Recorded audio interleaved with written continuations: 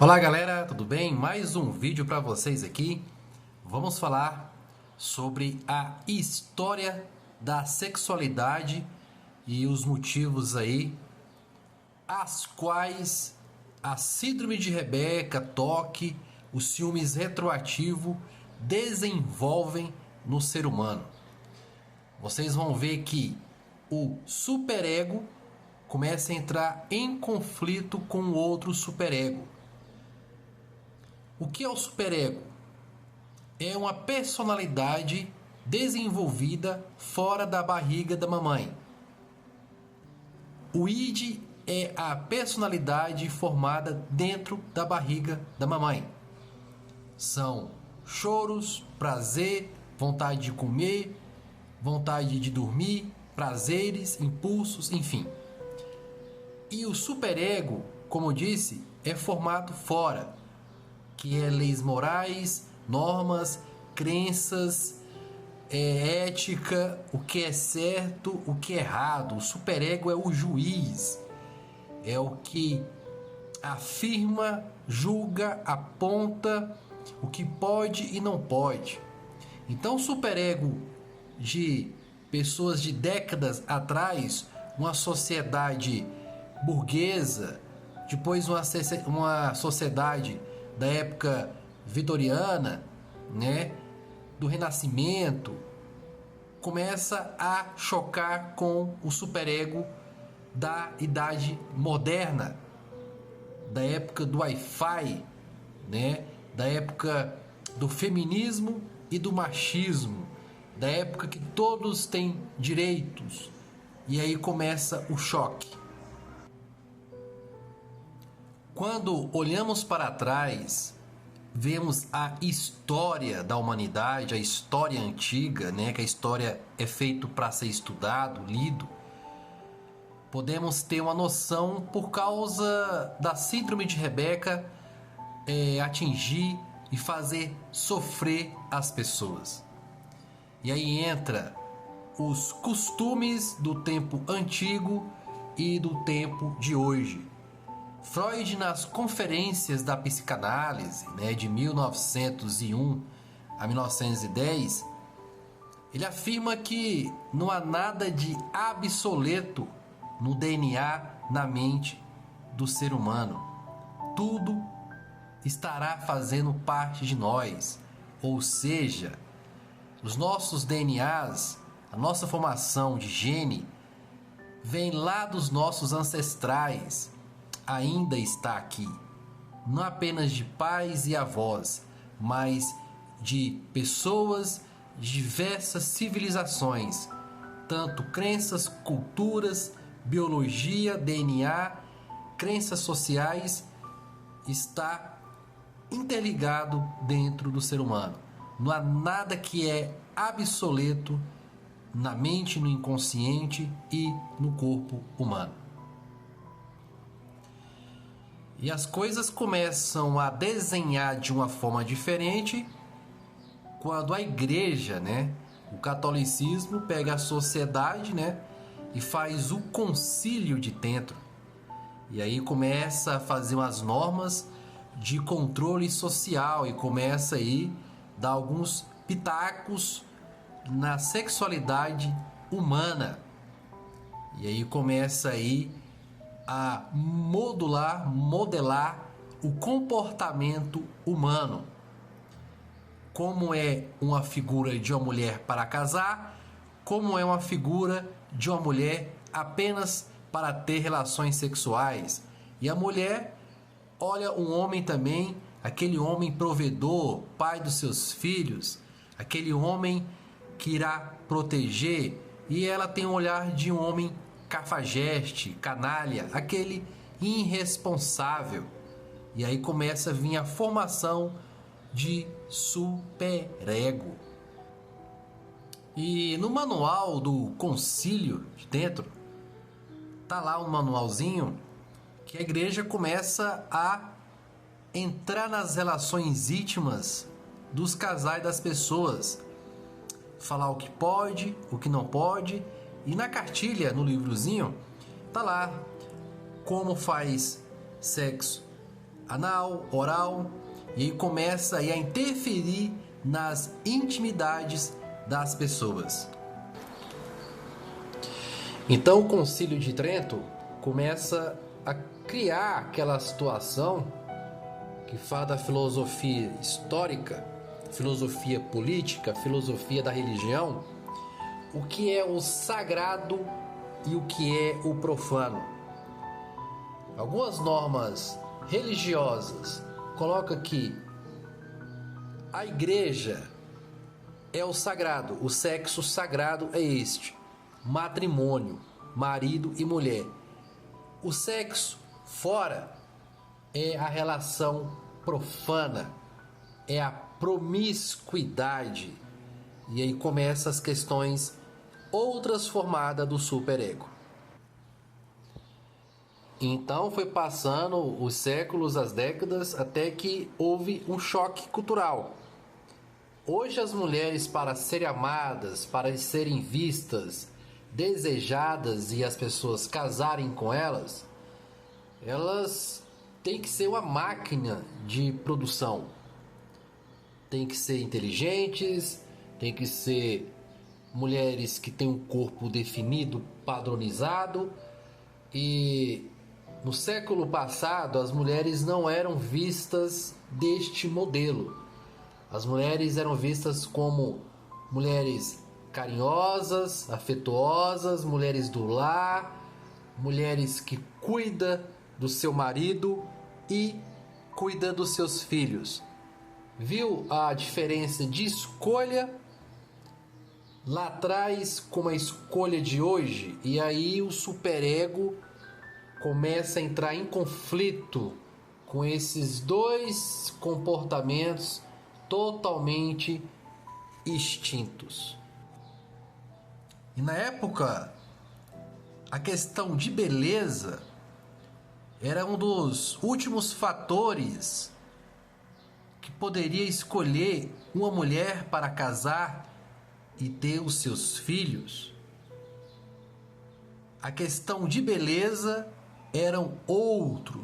Tem muita literatura falando sobre isso, a história antiga, a história da sexualidade, né? Até as pinturas de Michelangelo, as pinturas de vários pintores clássicos, retrata isso que eu estou falando. A mulher, até as mulheres vistas eram pintadas de uma forma diferente. E tudo isso vem trazendo em nosso DNA. Então a mulher de hoje, que você pode escolher, que a sociedade quer escolher, é uma mulher padronizada. E o homem também, um homem padronizado. Caso você escolha uma mulher que não está inserida nos padrões sociais, você é criticado, você é zombado e você vai se sentir um pato fora da lagoa. E para não ter esse incômodo social, as pessoas vão em busca de mulheres padronizadas e homens padronizados. Você pega as obras de José de Alencar, você jamais vai ver as descrições das mulheres que eram corpo, mulheres independentes, mulheres, enfim, mas vai ver mulheres meigas, mulheres doces, mulheres carinhosas, mulheres prestativas e mulheres que são auxiliadoras de seus maridos. Daí então começa a formação de uma mulher, de uma gaiola dourada, né? Uma mulher vista como a Nossa Senhora, vista como algo sagrado, uma mulher dinâmica. E aí as mulheres, né, com as minhas explicações que eu vou dar durante o vídeo, hoje já é um conceito totalmente diferente. Os adjetivos são outros. Os adjetivos são completamente diferentes. Tanto é que as mulheres, elas tinham um prazer, o sonho pela maternidade. Elas tinham um sonho para o casamento. Elas tinham um fetiche, um desejo de ir para a maternidade, de ter o seu marido, de ser valorizada como esposa e defender e assegurar sua virgindade para que pudesse selar esse desejo dela. E hoje as mulheres já, pela questão da independência, né, pela questão de ter, de ser feliz, já não tem esse fetiche de priori, mas sim de construir patrimônio, se formar corpo, mente, uma mulher que faz yoga, que toca guitarra, que bota uma tatuagem e talvez depois que possa encontrar o príncipe encantado. E até o desejo masculino eram diferentes, né? Os homens tinham um fetiche, tinham um olhar para os pés femininos. Tanto é que tinha mulheres que tampavam as mãos, né, com luvas na época, né? Na época da França, a época inglesa, né? Você vê no Renascimento, as mulheres elas tampavam suas mãos com luvas para ficar à vista os seus pés, porque sempre essa onda de um homem sentir desejo e olhar os pés da mulher passaram de épocas e épocas. Hoje já não é tão assim. Já visualiza nádegas e seios, né? Até esse contexto contemporâneo e cultural foi totalmente mudado. Então, lá no final do século XIX, a igreja tomava de conta, né, das relações íntimas sexuais das pessoas e também, né, a questão do dinheiro. Quanto mais filhos, quanto mais a igreja direcionava a questão do libido, do desejo, do divórcio, mantinha a aquisição financeira, né? E depois aí veio a era do pensamento místico para o pensamento científico, né? E aí veio a ciência tomar de conta onde a igreja tomava. Veio aí a medicina começando a botar os seus palpites, as suas opiniões na relação da mulher, do homem, a questão da sexualidade, e aí também entrando dinheiro para a ciência, tudo por trás tendo uma linha de interesses, rompimento aí, igreja e ciência. Antes eram os padres e os papas que falavam sobre isso em relação à sociedade, agora entra a ciência, os médicos colocando seus palpites nas relações íntimas das pessoas. Então, quando a Igreja Católica deixa, de fato, ter a última palavra, entre a ciência, entre os médicos, o que o corpo feminino tem que fazer e não tem que fazer.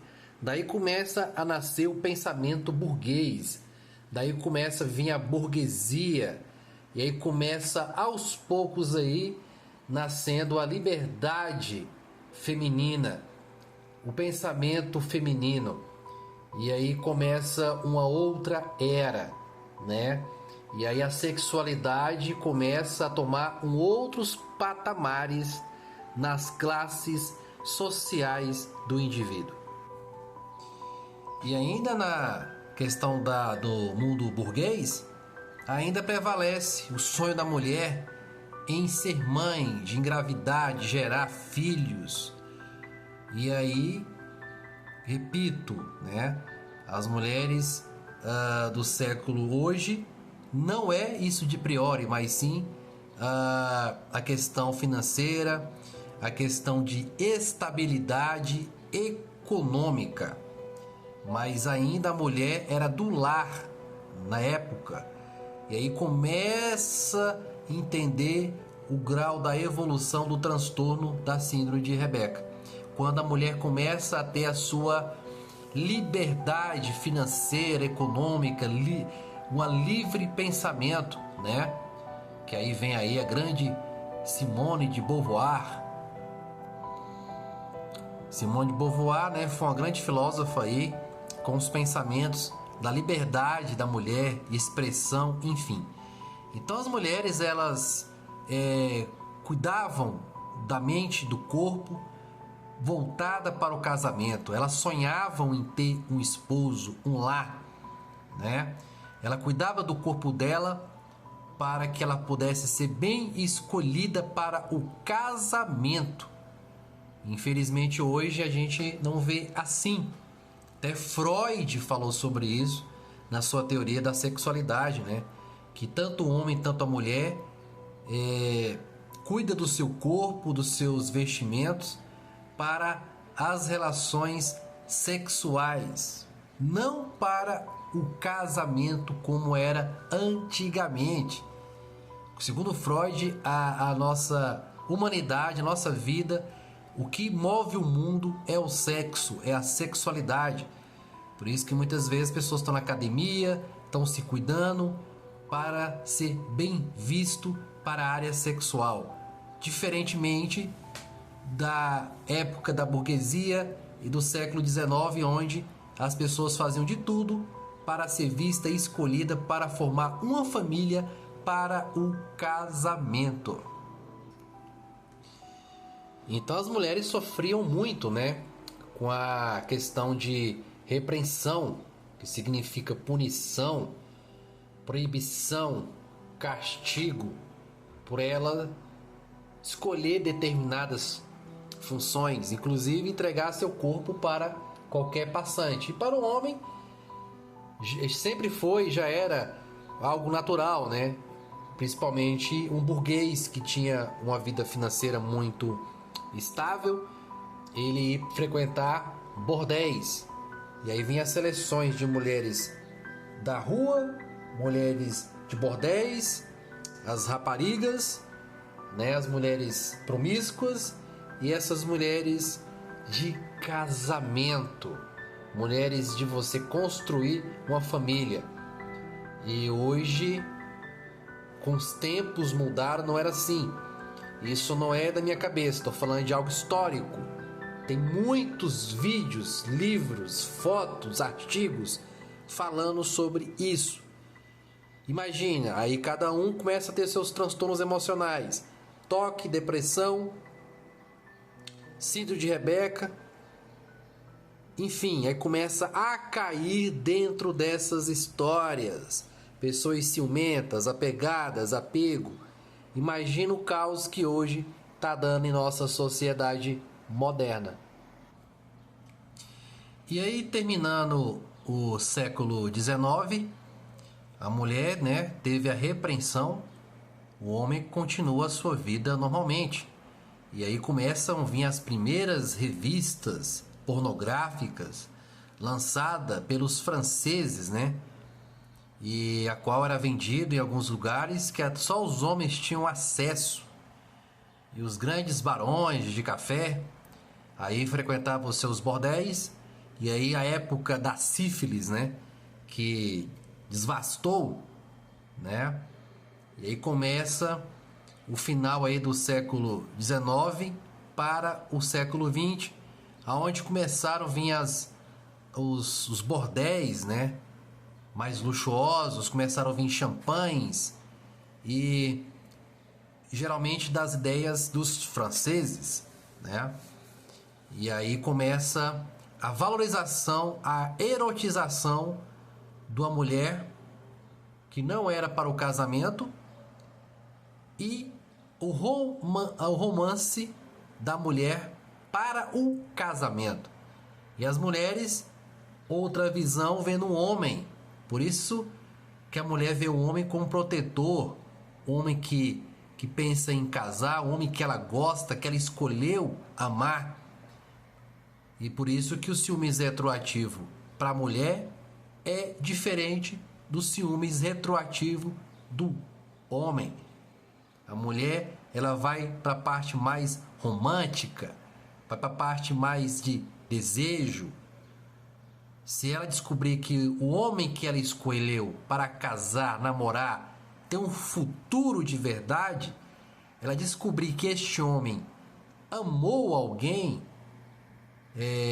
andou 300, 400 quilômetros atrás de uma mulher, fez de tudo, assumiu a mulher com 3 filhos, ou amou uma prostituta, ou a mulher promíscua, aí ataca o ciúmes retroativo.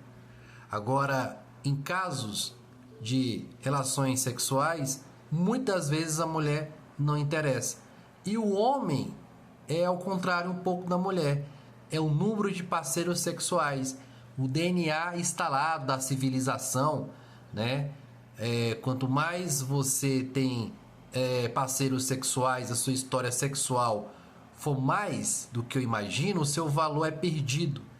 E aí vem a história real, o histórico sexual da mulher, com a fantasia que eu criei dela, né?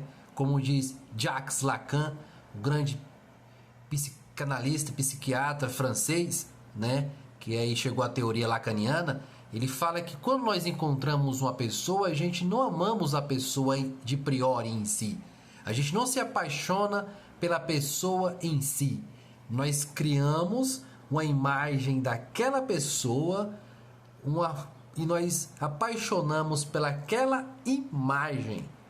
E de repente, quando você fica sabendo da história sexual da pessoa que você criou uma imagem, aí vem a dor, vem a chateação, a angústia, a insatisfação por você gostar e amar alguém. E aí começa a vir os transtornos. Se você tem tendência a ter uma histeria obsessiva, um toque, você vai entrar no Rebeca com gosto. Se você tiver só o síndrome de Rebeca, uma disposição de tê-la, também. Então por isso que é bom a análise. E aqui no Brasil, já nós adiantamos, né?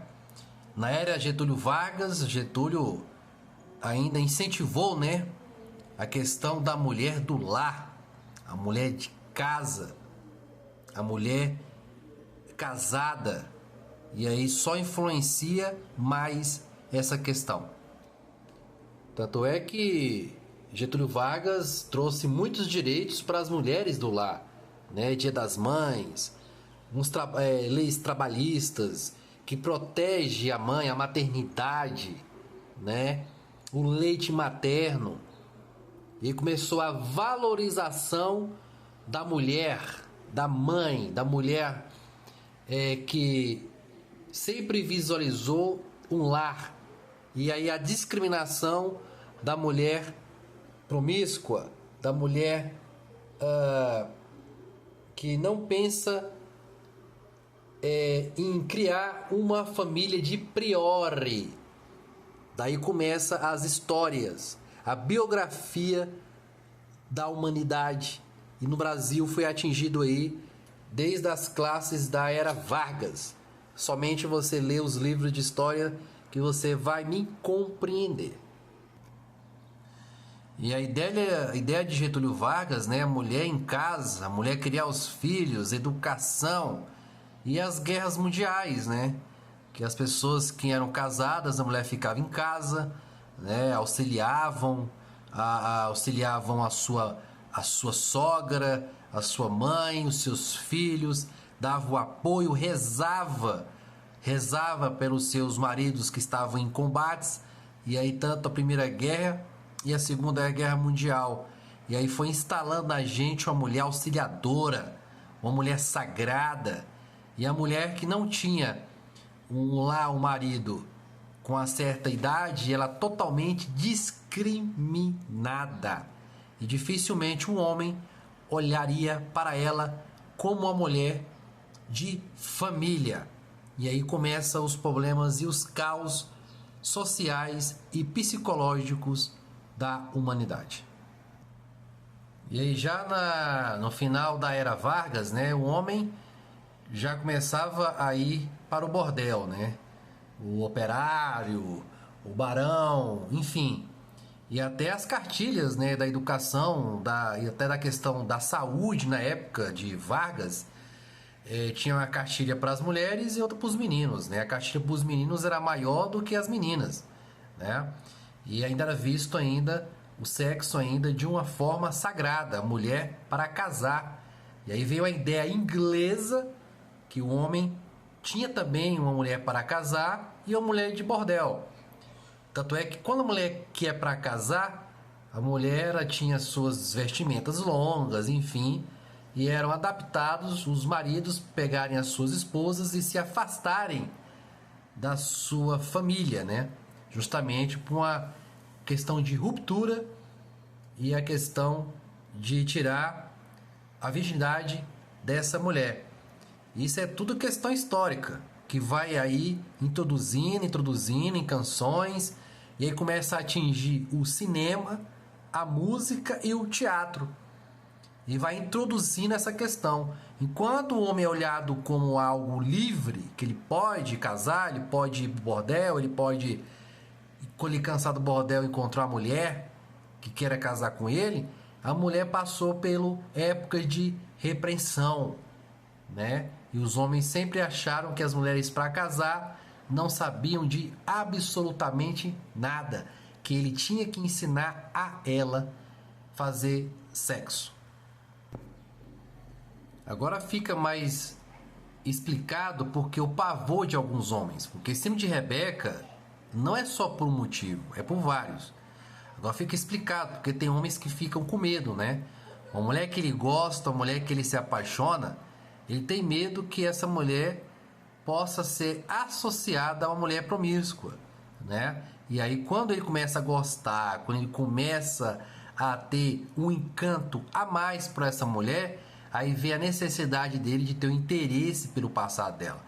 Quando o homem não gosta da mulher e vê ela somente para aquilo, ele não se interessa no passado nela porque não almeja um futuro com ela. Por isso que ele só tem mais desejos de Rebeca por conta de mulheres que ele gosta e quando ele descobre um passado. Agora ele pode ter um envolvimento com a mulher que teve vários parceiros sexuais e não sentir nada porque ele não almeja um futuro com ela, nem casar e muito menos ser a mãe dos seus filhos. E aí nos anos 50, 60, 70 veio também outras repreensão, né? Das mães, dos avós, que você não pode ceder para qualquer um, que se você fizer isso vai ser difícil você casar. Olha como é feio a vizinha que tem filho de outro cara e você pega a mulher dos outros, mulher que foi dos outros e não sei o que. E aí começa a repreensão e começa aí as paranoias e as neuroses para o sexo masculino. E até que chegamos nos anos 2000, onde que a mulher tem a sua liberdade de expressão, ela pode voltar, ela pode ser o que ela quiser, ela pode escolher sua profissão, pode votar, e as leis iguais, e aí o homem vivendo em duas eras, né? A que ele está vivendo agora e o que foi passado para ele. E aí vem os transtornos mentais, as confusões, e as pessoas, os machistas, as pessoas fundidas em algumas crenças, né, querem ainda manter esses padrões lá atrás que infelizmente ou felizmente, né, alguns pontos não estão existindo mais. E aí vem as brigas, a necessidade de impor. Então, falei aqui em 30 minutos mais ou menos sobre a história da humanidade, da sexualidade e os pontos aí que foram desenvolvido a questão para a evolução das neuroses, das obsessão, da síndrome de Rebeca e os ciúmes do passado do outro. Fez aí cortes justamente para não enrolar, porque se eu ficar falando direto, eu iria me perder e também iria um vídeo muito longo que daria 1h30 para eu falar de vários pontos, enfim. Então eu falei de pontos principais que tem a historicidade humana aí. Então, um forte abraço e mande mensagens para mim, visite meu Instagram e muito obrigado aí pela sua participação.